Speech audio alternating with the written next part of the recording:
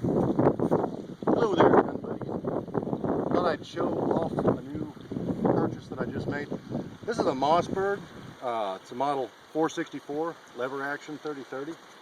And I know Darren and a bunch of you, Larry, that are really familiar with rifles, you might listen and say, well, that's a Winchester Model 94.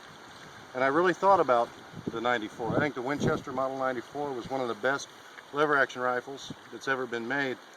Winchester began manufacturing on those in 1894, obviously. Later in their manufacturing process, I think in the mid-60s, they made some design changes that were not the best. Winchester stopped forging a lot of their internal parts and they began to machine them. That resulted in looser action and some looser internal parts. One way you can tell the difference between the Mossberg and the Winchester 94 is simply to hold it and shake it. And you'll notice if you do that with the Mossberg, it doesn't make any noise. If you do it with a Winchester, you're going to hear a lot of rattling inside. Again, I think Winchester's a fine product. I love Winchesters, but there was some room for improvement, and I think that Mossberg did a great job of filling that niche. The other lever action rifle that you're going to find comparable to this is the Marlin. I like the Marlins a lot. They're a little thicker. The thing I liked about the Mossberg is it's a thinner design. It still maintains that integrity, that American historicity of the old Winchester 1894s. The balance point on this rifle is right here, where it should be, between the forearm and the receiver of the rifle. That makes it shoulder quickly, easily. The balance is just tremendous on this. They made several ballistics advancements that maintain the accuracy of the rifle. This fires a 30-30 round. This is a Federal 30-30, 175 grain round. These travel at 2,200 feet per second. The advantage to the 30-30 is this is a brush gun. If you're in the timbers and you hit a twig or something like that, the 30-30 is going to go straight through it. Hopefully you don't do that, but they carry tremendous authority out in the woods. This loads through the side port, the receiver, like any lever action does. This one will hold 6 rounds in the tubular magazine and 1 in the pipe, so you have a 7-round capacity. Frankly, if you can't drop it with 7 30-30s, you probably ought not be shooting at it in the first place.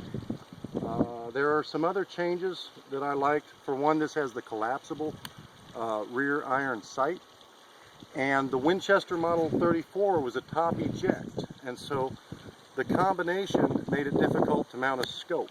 If you wanted to mount a scope, this Mossberg, as I said, the sight collapses, and this is a side port eject, so it allows you room to mount the scope further back rather than further forward, which most people I think prefer.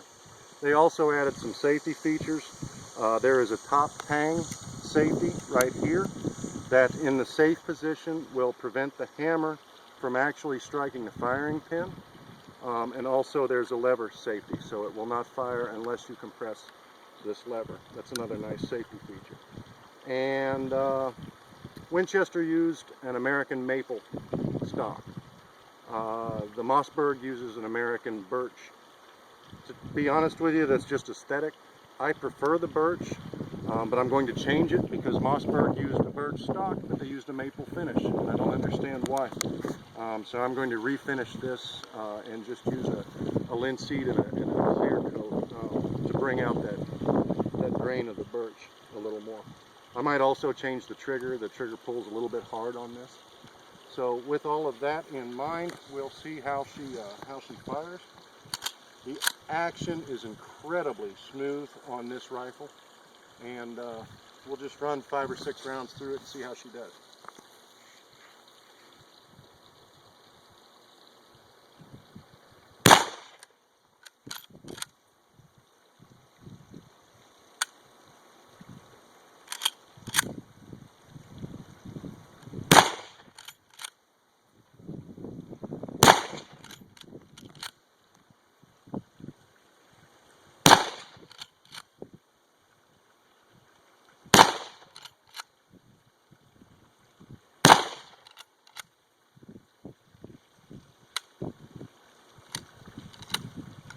Hot.